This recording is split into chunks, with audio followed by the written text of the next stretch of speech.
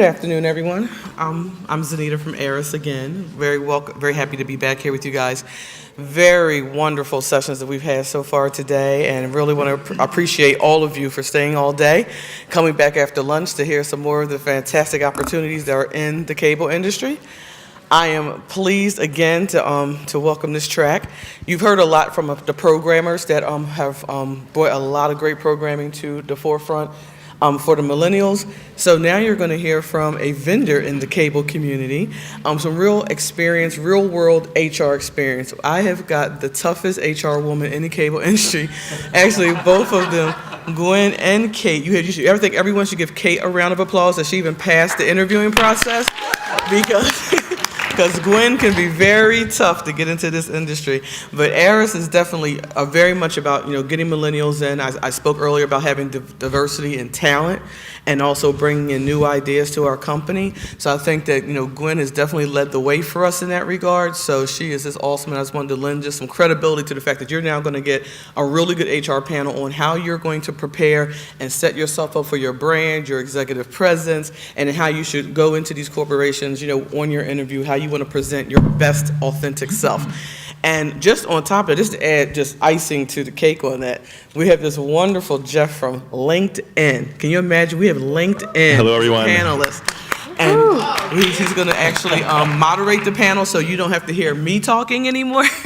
So I am going to, at this point, I have a very great panel here for you guys. Please take this stuff in. I want you guys to really and truly look at your careers. It's not that, here's a company I want to go work for, but look at your career anywhere you go as what are you going to do to change that company and do better. Thank you. So first of all, hello, everyone. Before we begin, I want to just sort of take a quick survey here. How many people actually have a LinkedIn profile? Oh, this is great. Perfect. Fantastic. That's a promising barometer of things to come here, guys. Okay, so we'll just jump right into it. Quick question. How many people think their LinkedIn profile is important? It's a better question to ask, all right? Yeah, I mean, just a quick little point to mention here, guys. So students really are the fastest growing population on LinkedIn, hands down. And I recall one of the previous gentlemen talking about how when he was sort of between jobs, he was sitting in coffee houses, just sort of tapping executives on the shoulder to try to connect with people and network with people that he was looking to connect with. So think of LinkedIn as essentially a 260 million member coffee house, right? It's people just trying to network and acquire insights, exactly what that previous gentleman was looking to do. So it's super important, guys, for you all to be on there, especially given your current place in the world, looking to find that dream job and connect with people. So that's all I'm going to say for now. I do want to let these two brilliant ladies talk over here, so we'll just jump right into it. So first, oh, sorry. First we're going to do the video. Oh, sure, of course. There's a first video. There is a video to kick this off, apparently. So let's do that. Hello, Peter. What's happening? We have sort of a problem here. Yeah, you apparently didn't put one of the new cover sheets on your TPS reports. Oh, yeah. I'm sorry about that. I forgot. Yeah. You see, we're putting the cover sheets on all TPS reports now before they go out. Did you see the memo about this? Yeah, I have the memo right here. I just forgot. But it's not shipping out till tomorrow, so there's no problem. Yeah. If you could just go ahead and make sure you do that from now on, that would be great. And I'll go ahead and make sure you get another copy of that memo. Okay? Yeah, no, I have the memo. I've got it. It's right. Hello, Phil. What's happening? The ideal working environment. Not. Okay, so let's just kick it off here by asking you ladies, just introduce yourselves and tell us a little about your reaction to what's going on with the day so far. So my name is Gwen Silverstein, and I am a Syracuse alumni.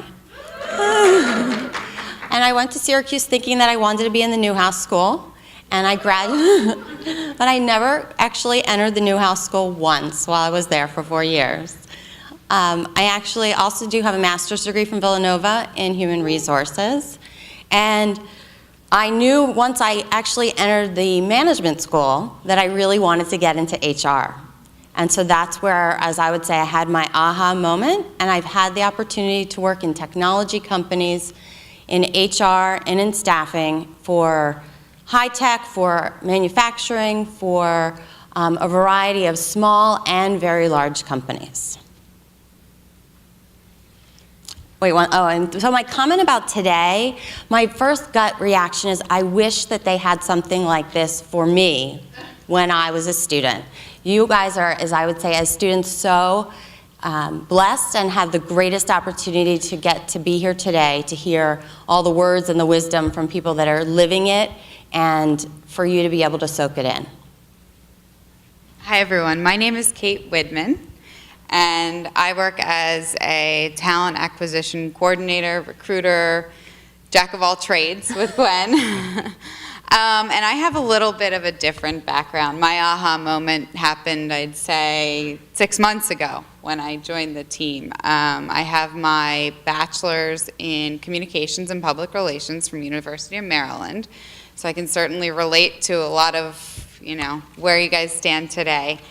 Took 2 years. I worked in public relations, marketing, media relations, and then I went back to grad school and got my master's in social work from the University of Pennsylvania, where I worked as a clinical social worker at a nonprofit psychiatric hospital, working mostly with involuntary patients.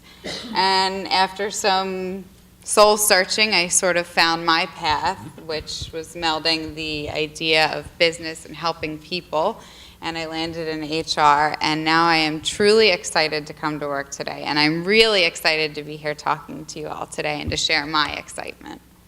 Okay. And my reaction to today is that I think it's awesome you're all here and you're all trying to move your career forward and use LinkedIn. Thanks for the plug. Appreciate that. No plug. I am a true believer. Oh, I know you are. Absolutely. Okay, that's great. Thanks for the information on that. I just want to kind of ask now. So branding is really one of those the hot topics of today, obviously, that we're all sort of focusing on. But how have you two leveraged your personal brand to land your job? So I would say my brand, something that I knew early on is that I was always very intuitive and I asked a lot of questions and I was always very passionate. So I feel as though my brand has been with me since I was in Syracuse and continued to always be passionate about what I did and to find places where I could put that energy and to be able to work with other people to understand whether it was a business or whether it was through volunteer activities, which I also think are great ways to figure out what you do like and also what you don't like. I think it's really just as important to do something and to learn from it and to figure out that it's exactly what you don't want to do going forward. Because if you assume, and in many cases you may think, I may have thought that for me, whatever the role was the perfect place and where I needed to get to, but it was, and my career has always been it's a journey, it's not a destination, and I think that my brand has been to be very loyal, and I'd say, again, loyal, passionate, and then also really, really positive, and I don't know that that's something that anyone ever taught me, but that's something that I have believed always, that my attitude and seeing things as half full and seeing how we can take the opportunity, which many people see as the problem, but to find a solution. And I think that that's something that I've always looked when I hire people to be able to see how they position things, to be able to understand how they will be, their attitude will carry through. Okay. Sure. So I would say that my brand is, I have always loved being around people, I've always loved helping people, and I've always loved connecting people. I was never sure how I could leverage that into a career. So I worked in PR and I helped companies get their brand out. I worked in social work at, like I said, a psych hospital, and I tried to help people in that direction, but I got really tired of doing urine drug screens and all kinds of other things that I will not go into detail here. So that said, though, I sort of, as I recalibrated and decided what was important to me. I thought what Megan said earlier, honesty and authenticity is the only currency that matters. So I've wanted to always stay true to myself and what I believe in. I've wanted to be an honest person, and I've wanted to help others. But I certainly have needs of my own. And so I think in doing that, I've been able to come across as a positive helper who can get coffee, who can create. She's never asked me to get coffee, but I would get coffee, or somebody who, I have goals, I have a passion, and I also know where I can make a difference. What's your competitive edge? So I would say my competitive edge that I've chosen is choosing to understand the businesses that I've become a part of, to be an invaluable partner to the business. And you already heard, I think earlier, the bashing of HR. I mean, obviously the perspective in many companies is that HR is not so cool. So I think that it's been my edge to be able to make sure that we as a team of HR professionals provide enough value and understanding of the business. We work with really smart engineers who make the technology. You heard Mark talking earlier this morning about how you get your video content and how they dream about making it faster and being able to, they're talking about it in amazing technology, gigabytes, and language that we may not understand. So we many times will have to reel it back, but bring it to be able to understand, knowing that we may have multiple products that do the same thing, and to ask the right questions. So that's an edge of someone that's in HR, not to be asking, as I would say, more about performance-related things or just worrying about getting people paid, but how are we going to move the business forward? Being a partner for the business. So I would say that my competitive edge is whatever you give me, I'll get it done and I'll do it well. I won't complain, and I'll do what it takes. And so, it comes from my aspirations to move forward in my life, my aspirations to support my team. It comes from, another part of a competitive edge is the market reality, right? How do you differentiate yourself from others around you? Because it is difficult to get a job. And then my assets, my skills. I'm constantly trying to be relevant. I'm not much older than you all, but Excel is not something that I loved in college, and so I didn't really pay attention. So I'm taking an Excel class at night. Is it fun? No. But will it be valuable? Can I offer a hand to, our boss and say, hey, I know you have that report. Let me help you. Can I do a PowerPoint? Of course I can do a PowerPoint. So making myself adaptable to the situation and also making sure that I have a variety of skills. Okay. Perfect. So given our audience here, predominantly students, right, I'm sure a lot of people would just like to know, how do they stand out? How do they get past you, the gatekeeper? So I would say most important is your network, and it's how you've connected with people, because those connections make all the difference. And as well, getting past us is really, as I'd say, I hate to say it past us, but it's being able to make a presentation of who you are, whether it's in a resume or whether it's in an email. And that, again, I think one of the other really consistent messages that I truly want to also agree with is being able to write a clean email, being able to have great writing skills. They matter. They matter tremendously. If someone can't understand what you've communicated, it goes upon deaf ears. So really being able to communicate what is it that you want and how can you be able to make a difference or make a contribution, and really to be able to understand from our perspective is be able to understand the business that we're in so that you can make a contribution. Kate? So getting past the gatekeeper. For me, what stands out in the candidates that I have spoken to, that I've worked with, and helped them get jobs at ARRIS, it's their passion, it's a positive attitude, follow through. You could have had the best interview ever, but if I don't hear anything back, thank you, and not just thank you, but I really enjoyed meeting so-and-so, and this is what I learned. So show me that you actually took the time to be mindful and to pay attention to what you were doing. You weren't just there for you, you were there to really help us as well. And also I think finding a way to connect, like Gwen said, your network is so important. Most of my jobs, from being a caddy, I was only female caddy during college, ended up getting me a job at a public relations firm, which ended up helping me network to get into University of Pennsylvania, which ended up, getting me a job in psychology field, and then even just the job that I'm in today, it was because I knew someone within ARRIS who knew about a job opening. So your network is very important, and not networking to network. It's making the valuable connections and seeing what you can do for the other person, really being mindful of the other person and how you can help them. Gotcha. I was just going to add on to one thing, and Kate, that you've said it, is that it was also being humble. So being able to really acknowledge if there are things that you are in deficit of, that's okay. It's better to say what you don't know, but to be able to say that you really would like to be able to gain that skill or learn something else. Yep. I say that to Gwen all the time. I say, just so you know, I've never done this before. But then I go home, and you know what I do is I read. I Google, I look at blogs, I make sure the next day I know how to do it, or I talk to people who know how to do it.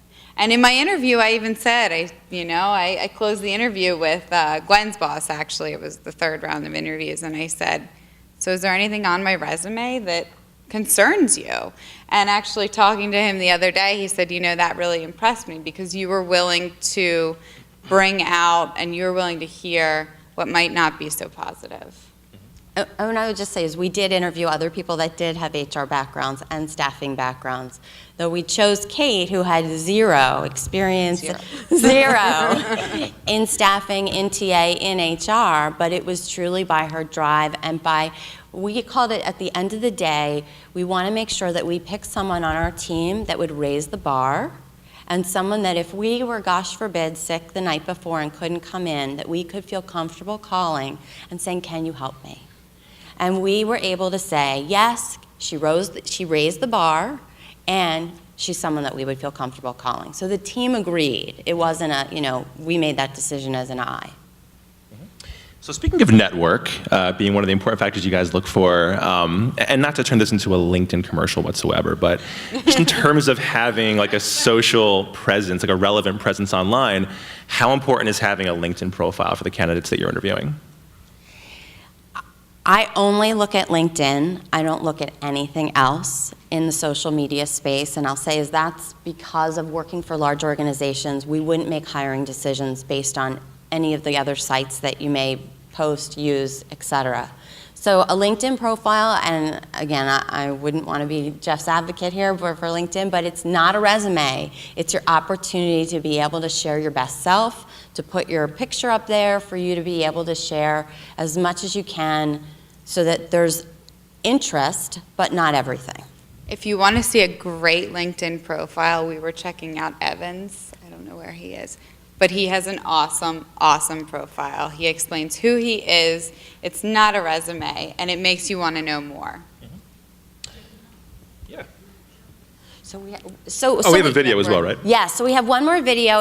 We started with a video of how we don't want you to feel, and now we have a video of how we want you to feel. And I guess we'll say as we'd end on, we really want you to feel like Mike.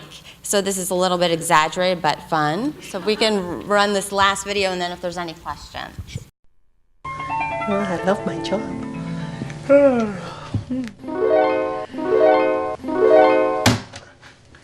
It's Monday! Monday morning! Yes! Yes!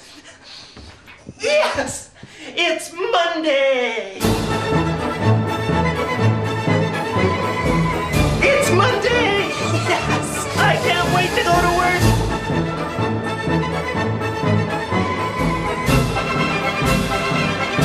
I'm going to work!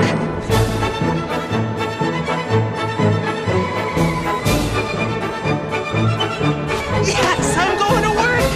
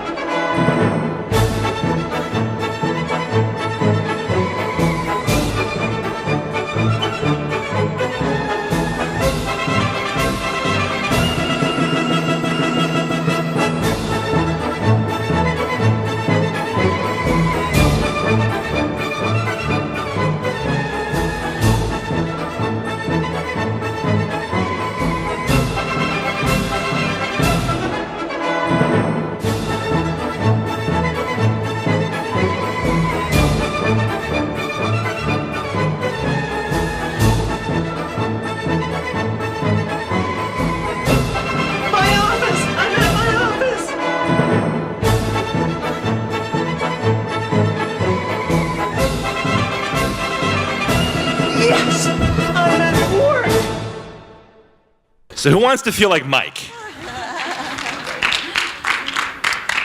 At this time, anybody has any questions, please, we'll take them now.